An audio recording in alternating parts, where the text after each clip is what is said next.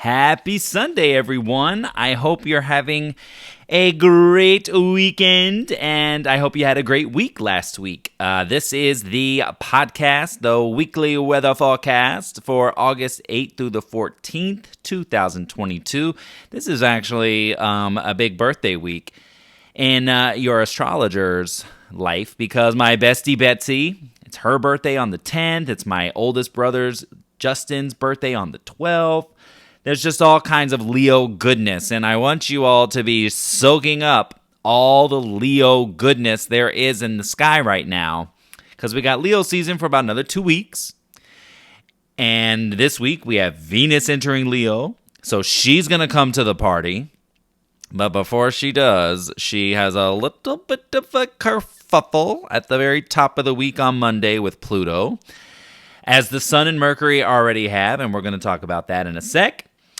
And when we're in Leo season, it's our cosmic permission slip to just summer vibe it to the nth degree. It is get dressed up, feel glamorous, feel sexy. Get the sun, let the sun hit your skin, but of course, apply your SPF because it is your BFF, all right? But it's the sun. Leo is ruled by the sun. It's warmth, it's fun, it's play, it's drama like theater, and putting on the Ritz, whatever references float your boat. By all means, please let them float your boat. But I just want to blanket this week with that Leo permission slip, because I know last week was all kinds of busy. We started with the Mars-Uranus node conjunction, and I just want to remind you that I know I spoke on this at the end of last week, but who knows how long, those of you that listen to this podcast, I don't know how long you all last. If you start from the beginning to the end, or if you're like, once I get the moons, I'm outro. But I spoke on this towards the end of last week's episode, and that Uranus-Mars North Node conjunction, just want to remind you that we're not great at our node, right? So where the node is where it's that destiny point. So where it falls in your natal chart, that's what you're here to learn about in this lifetime. And it's a learning curve. It's a process. And it's a process that requires, even if it's minute, it's all about progress and evolution and change and kind of settling into being uncomfortable.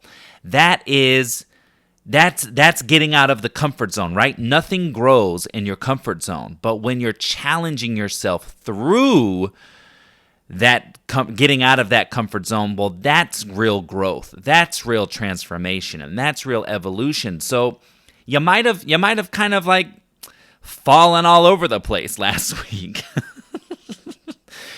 Uranus is also accidents. Mars is, just like go, go, go, and it just wants to move. And then the node is this, falling right now. The transiting node is just kind of saying, hey, this is where I want you to focus, and this is where I need you to spend some time, and I need you to work. So if you kind of felt yourself kind of, fumbly and bumbly all last week, it's okay. I just came to ask myself this question a couple days ago, where I was like, I know I'm working really hard, and the node, Mars, and Uranus, they're all in my 9th house. So my business, Drunk Astrology, and all my other entrepreneurial endeavors are what's up for me right now. And this is actually on top of my natal node. So I'm in my nodal return. So I was asking myself, even though I know I'm working hard, am I working smart? And that's where this reminder is coming from, because I realized that Mars energy has activated my drive and my ambition and my motivation. But the nodal component is saying, is this the right way to do it? Do you know enough about how to work smarter, not harder? So that's just a question where that just brought me to say, okay, at the top of this podcast, I want to be able to discuss this, because let's just acknowledge that there are so many people that are good at so many things, but nobody's good at everything, right? there is always a learning curve. And astrologically speaking, that's your node. And so, you're setting on a 15-year cycle here with that Uranus node conjunction. And that's a big cycle. And one of the things I noticed I said last week was I was going to tell you a personal story, and then I never told you my story. So the last time the nodes met with Uranus was in 2007, and that was at the very end of March. I want to say it was March 31st, 2007, and I thought I had that written down, but I guess I didn't. But yeah, I'm pretty sure it's March 31st of 2007, and that was in the sign of Pisces.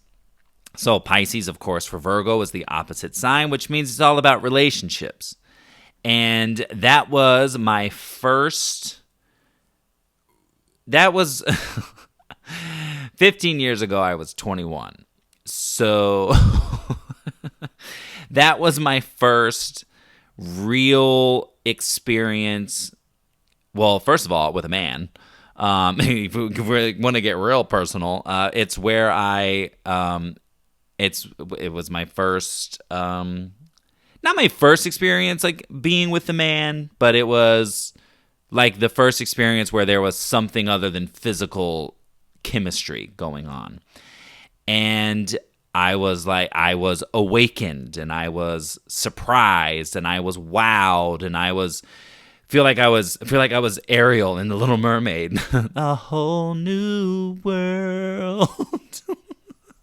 That's what it felt like.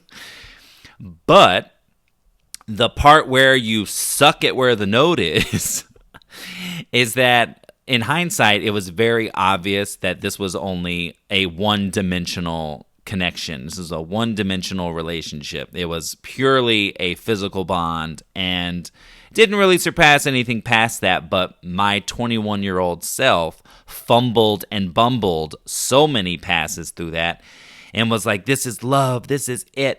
I don't care anymore about anything, and I will put everything into this relationship, and I'll put everything in, and I don't need to continue pursuing my dance dreams, and I don't need to do anything. I'm so happy right here in his bed and just here. And it was not a relationship worthy of that at all. And I spent a good number of years. I mean, it was probably until like 2011 that I really got on the other side of recovering from that whole dynamic. And looking back at it now, because I didn't have astrology in my back pocket back then, I was like studying the signs, like, oh, Virgos are organized and critical. And, just the basics, this very, very intro surface level stuff. So I didn't have this all, oh, wow, there's a Uranus nodal conjunction, and that's why he popped up out of nowhere, and it all seemed romantic at the time, and it was like, oh, this was very Uranian. The influence was real.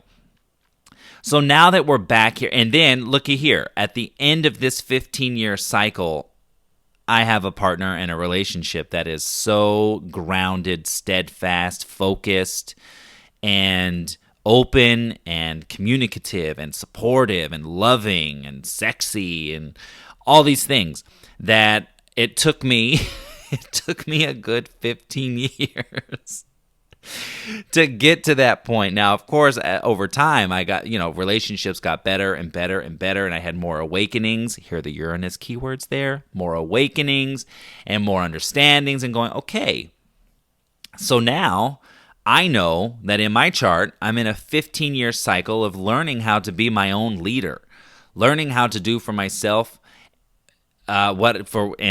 learning to do for myself what I have done for other people and their businesses for years. So now I'm up to bat, and now I'm such an optimist. So I hope you hear this message and you translate that to yourself in an optimistic way, in a positive way, because now we get to grow here. So the fumbles and bumbles they're inevitable. But you're going to be learning over time. The more experienced you get, the more wise you get, the more focused you get, and the more work harder. Talk about fumbles.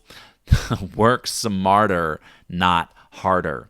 So that's all gonna be evolving and changing and molding. And remember, the South Node's in Scorpio, so we're gonna be transforming at the same time as we're growing and expanding. We're melting and alchemizing and evolving into something else, all simultaneously. So yeah, the shit's heavy. Okay.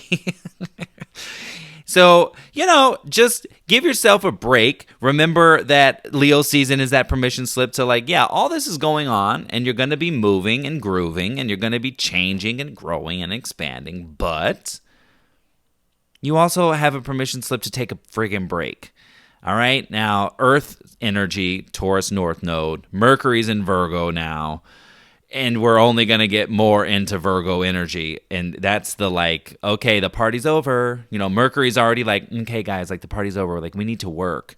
And Venus is in Cancer half the week, and then Leo the second half of the week. And, she's just oh, but I'm not done. Oh, I'm still feeling a lot. And then she gets to Leo over it. Let's move on. Let's have a good time. Let's let our hair down. Mercury's but we're back to school, back to work. And the sun's in Leo screw all of y'all. I'm over here doing my own thing. At least that's my interpretation of what's going on. As far as this week goes, we have a bouncy week. We have busy days, and then we have quiet days. And then we have a busy day, and then we have a quiet day. And it's kind of this up and down roller coaster energy. We have an Aquarius full moon this week, which of course harkens back to that Aquarius new moon, the Lunar New Year vibe from January 31st of this year. So we're going to be calling back on that. The things that we started under that Lunar New Year, the seeds we planted, they now come to fruition. And we see the fruits of our labor. We have Venus, like I said, entering Leo. So this is actually, if anyone out there has a Leo Venus, like me, your astrologer, you're having your Venus return. So this is a wonderful time when it comes to love, money, relationships. A new cycle is born. So you're saying, okay, I've ended this cycle around love, money, and relationships, and now I'm beginning a whole new one. And anytime you hear that the transiting planet is entering the sign that it's in your natal chart, you're having a return of that energy. So it's just something to note, because cycles end and begin when you have your return. Remember, everyone knows the Saturn return. And under that Saturn return, structures and foundations and lessons and karma, challenges, restrictions, they all come up. And that's a 29-year energy, coming around full circle. So the other planets do it too. In astrology, your birthday is your solar return. So Betsy this week, my brother Justin, they're having their solar return. Their life source energy is getting a redo. Okay, what about the next year? Because the sun, comes around to your day once every year. So now what feeds the life source now? So it's just different. It's a cosmic perspective to just reshape how you view your birthday, or if you know your natal chart and you know what signs your planets are in, then, when they come around to that sign, you're having a return of that energy and an ending and beginning. What else do we have this week? We have Mars with Neptune, and then we have the Sun opposing Saturn at the end of the week. Mars is trining Pluto, and then we have some other adjustments too. So let's get to it. Let's hop to the moons, because I know from the vibe I get from those of you that I know listen, you're I love when you do the moons, because I like to know, especially when the moons are void. And we talk about the moons being void, because when the moon goes void, the moon's asleep. And technically we should be too. So sometimes when they happen in the middle of the afternoon, it's not like we can just crawl under our desk and go, okay, I'm going to nap now. But it's just a time where you just want to work on existing projects. You want to, whatever's already in motion, great time to continue doing that. I give great readings during a void moon. But when readings are booked during a void moon, that's typically when there's some kind of issue. There's a reschedule, they're late, I'm late, something else goes on. There's something, but you don't want to go grocery shopping when the moon is void. You don't want to buy a bunch of things online. A lot of things that I'm seeing, because I'm myself looking for a 2-seater floor sofa for my apartment, because the one I have now is just not working for for Herman and me. But the thing is, all the complaints I'm seeing online with, I ordered this back in December 2020 and I'm still waiting on it. It's still not here. So that's kind of the energy of when you order things under a void moon.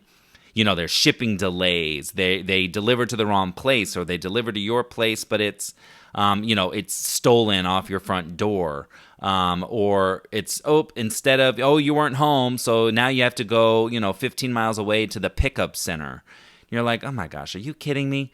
So things under void moons either just, they have some kind of annoyance, or if it's begun, if it's something new that you start, if you launch a proposal or something, you either don't hear back, or it takes forever to hear back. And even if something is picked up, it takes longer than you want it to.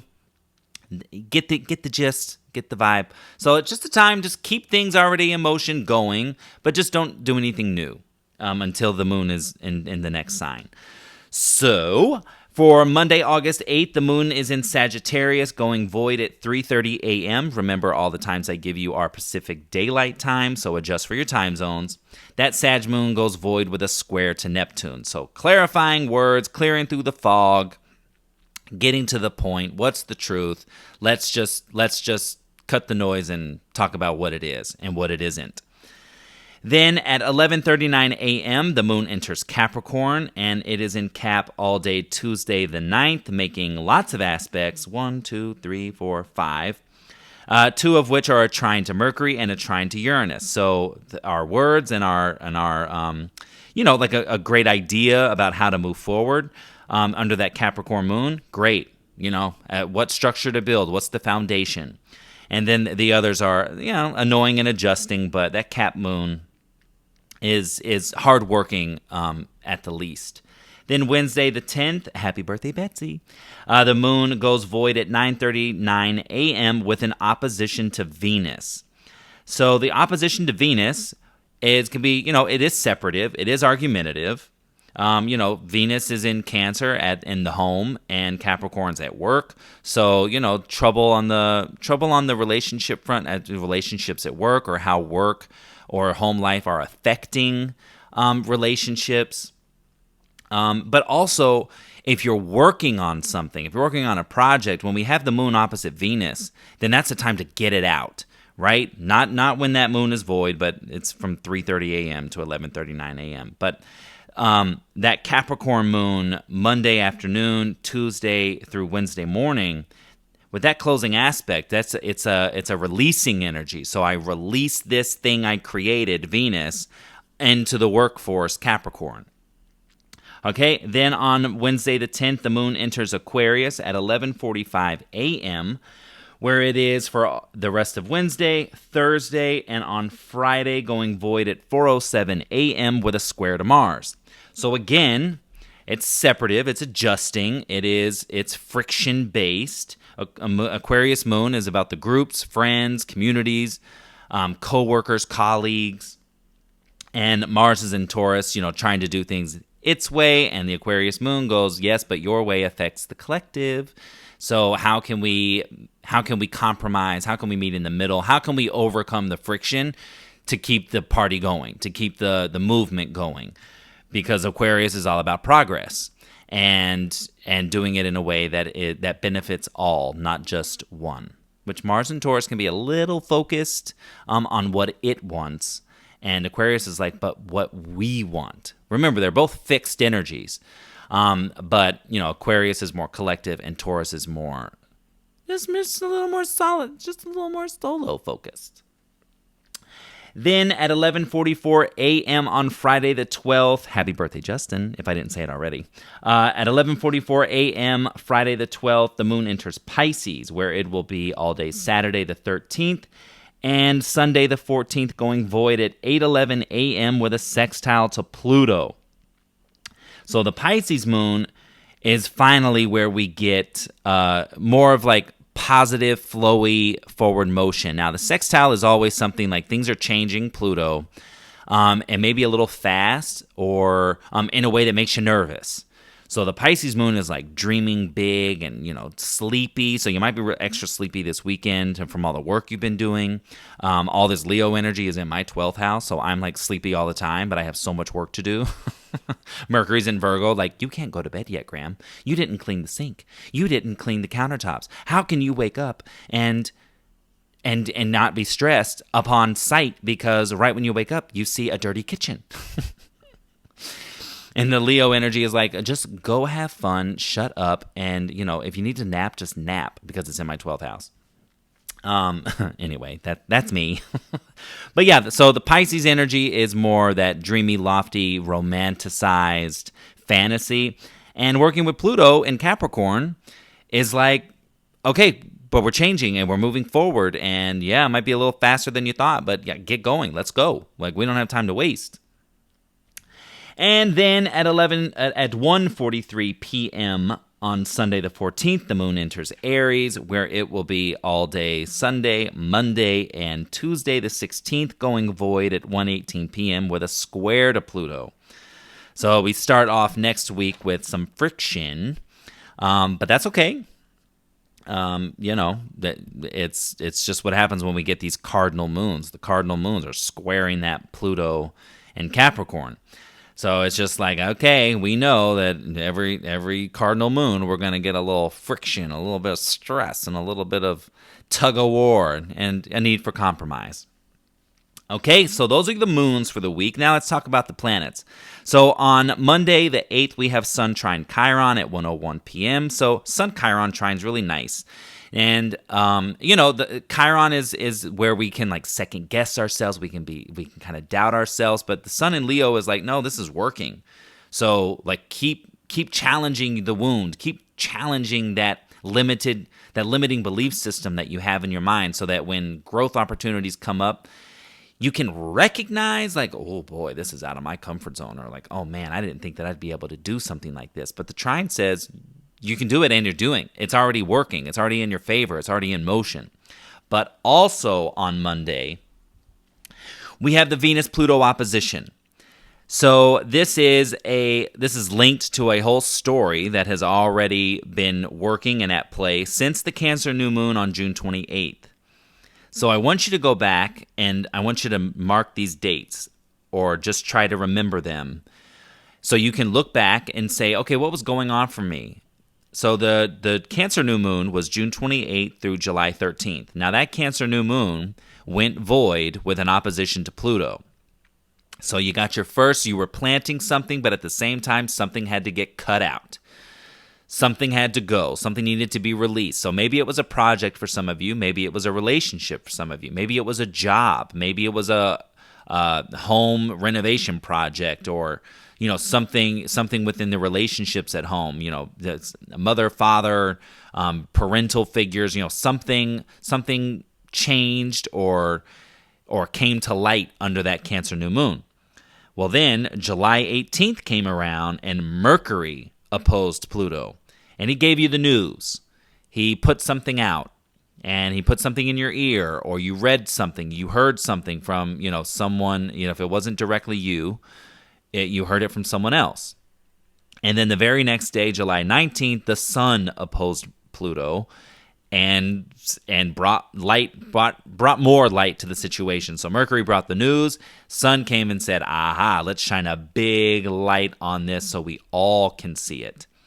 So now Venus is coming around to get her revelation, or to express her side of the situation.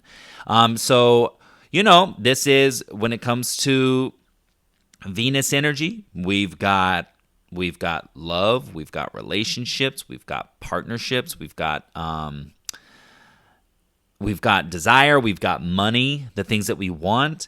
And in opposition to Pluto is a big change, or a big awareness, a big shift in perspective. So before she gets to party mode on Thursday when she enters Leo, this opposition to Pluto is coming and helping wrap up this opposition to Pluto's story. The shadow behaviors, the things that were happening behind closed doors, now we're starting to wrap up. We're starting to complete the full perspective of what was really going on behind the scenes. So if you felt like from June 28th until now, you've been having so many things. Now remember, this can also be self-realization, self-actualizations, where you realize behaviors, shadow behaviors within yourself that may have been blocking you from new relationships, or blocking you from that next step of your growth, that next step of your growth journey. Well, now this is like the last little nugget that needs to be seen, that needs to be acknowledged or put out. Remember, this could be like putting some kind of creative project out.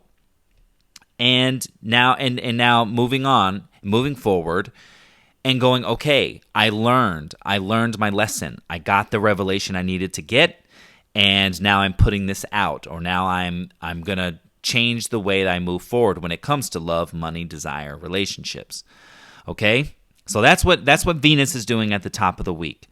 Then on Tuesday, the 9th, Mercury has an adjustment to Jupiter, so you could be really busy Tuesday. That could just be one of those days where like there's a lot going on and you have to make changes, or you have to kind of think on your feet, be quick, because Jupiter's in Aries, yes, retrograde, so a little bit slowed his pace down a little bit, but Mercury's in Virgo trying to work. So it's just like, the work energy is just like, okay, adjust. Wednesday, no major planetary aspects. But on Thursday, busy. This is probably the busiest day other than Sunday this week. Monday has its own thing with the Venus-Pluto opposition. That could even go into Tuesday, Wednesday. But Thursday, we have the Aquarius full moon at 6:36 p.m., at 19 degrees and 21 minutes. So you're going to find 19 degrees of Aquarius in your chart or any of the fixed signs. So look for Leo, Aquarius, Taurus, and Scorpio. And if you have anything around 19, like let's just say 17 to 21 degrees, of the fixed signs especially, but if you have anything between 17 and 21, this full moon's going to activate those points and those planets. So that, like I said earlier, that calls back in the Lunar New Year, the Aquarius new moon from January 31st. So now you're going to go back to the 31st of January through February 16th, and you're going to see, what was I doing? What was I planting? What seeds were I starting to implement? It was still like New Year vibes. And, you might have been making changes and adjustments to your resolutions or your yearly, some of you were getting my 2022 Planet by the Planets reading. And we were marking your year ahead. So, if for those of you that did receive that reading, it might be a good time to go back to your PDF booklet and go, okay, what all did we discuss? What all did we talk about? Also on that day, we have the Sun-Uranus square at 5:53 a.m. So that's an unexpected change. That could be just, a little bit of a blind side, just a little bit of like, ooh, nope. I know you wanna create this thing, but this, Uranus comes in and kind of goes, nope, not that one. Change. You might have to be a little quick on your feet, kind of on the fly. Venus enters Leo at 11:30 a.m. And Venus will be in this sign until September 4th. So we get a few weeks of her having fun in the sun, which is a nice energy, especially to combat, those of you that are back to school, those of you that are, back to work in a major way. And then we have a Mars-Neptune sextile at 2:44 p.m. You hear all this planetary action. The moon itself has 5 aspects that day, some of which are adjusting, others of which are, forward motion. So that's nice. But let me see, 6:36 p.m. So we have the Aquarius full moon is coming real close to a square to Uranus and a conjunction to Saturn. So it's this adjusting energy, that's like, oh my gosh, why do I have to keep changing? You remember, the fixed energies don't like the change; they resist change. But the square to Uranus, really close to this full moon, says you got to change and that's just it. So might as well quit your bitching. Might as well quit your bitching and just make the necessary changes, okay? And that's what full moons allow us to do anyway. They illuminate and bring things to the forefront that we've been growing since the corresponding new moon. And then they say, okay, what worked, what didn't, and you release, you cut out what's not working. Or you adjust the dynamic, you adjust the perspective, you move it. Well, that's what Uranus is coming in to help make happen under this full moon. And then the Mars-Neptune sextile is just, really, Mars is in Taurus, building, finding security, moving towards money and comfort. And then Neptune is like building the nest, building the dream. So that's positive flow emotion in those regards. Then Friday, we get a little bit of a relief, a little bit of a break. And then Sunday is where we have the Sun-Saturn opposition at 10:11 a.m. Mercury adjusts to Chiron at 10:41 a.m. And then Mars has a lovely trine to Pluto. So they're really building infrastructure together, right? Really finding solid ground, when it comes to your finances, when it comes to your relationships, when it comes to work. There's a lot of positive action there. Now, that Sun opposition to Saturn, I didn't write it down. Let me see if I can find it. Mercury has already done this. So let me see if I can. I knew that there was one more thing I needed to write down, and I didn't. So let me just see. There we go. On Saturday, July 30th. Mercury had his opposition to Saturn. So you kind of go back to 29, 30, 31st of July and say, what was going on then? Because this can be a little bit of a slam dunk energy, right? This is that get down to brass tacks, get down to reality. This is what it is. This is what it isn't. And anytime you hear yourself say, I knew I should have done X, Y, and Z, that's Saturn, right? Saturn is that authoritative voice and that we all have in the back of our minds that goes, well, you already knew that's what you were supposed to do. I told you that that's what you should have done, but you didn't listen, right? So the oppositions to Saturn, again, it could be something, to be released by authority figures, something to be put out, but it can also be something that gets slammed down, right? So just keep that in mind and just know that oppositions are clarifying, right? The Sun in Leo says, well, this is what I created. This is what I did. And Saturn in Aquarius said, and this was how it affected the masses. This is how it affected the group or the collective. So it's clarifying. And oppositions are a moment to say, can we find middle ground? Can we compromise? If yes, great. Well, then we strike a deal. We make effort towards finding some sort of agreement. But if no, then that's where the separation comes in. That's where the arguments come in. So it's just something to keep in mind over the weekend. If you, if your story has some sort of conflict or separation or argument, to just let that little whisper in the back of your mind say, is there room for compromise? Is there room for negotiation? Okay? So that's it for me. If anybody is in the LA/Long Beach area, yours truly will be popping up at All Time Plants in Long Beach. They're having a great market on Saturday the 13th from 10 a.m. to 4 p.m., and I will be down there with my friend Kaylee Collar. We're going to be slanging all kinds of Zodiac goods, and she's got arts and greeting cards and all kinds of things that she's going to be having down there. I'm going to have the new and improved Zodiac Superlative candles. You will be seeing some things this week on the social media channel, so I hope you pay attention there. And also my Cosmic Fragrance oils. So, yeah, all kinds of good stuff, all kinds of forward motion. Happy full moon to you. Remember, if you are someone who likes to bathe your crystals, that Thursday is the day to do it. At 6:36 p.m. is when the moon perfects. So I will likely put mine out in the morning and then let them stay overnight. And by the time that Pisces moon hits on Friday morning, bring them all back in. So manifest your heart away, and remember to look back for the Venus-Pluto opposition. You're looking to June 28th through July 13th, and then July 18th and 19th. Give yourself a couple-day leeway there, but look what was going on there. That's where Venus is cleaning up the rest of this Pluto story. And then with the Aquarius full moon, you're going to think back to January 31st through February 16th.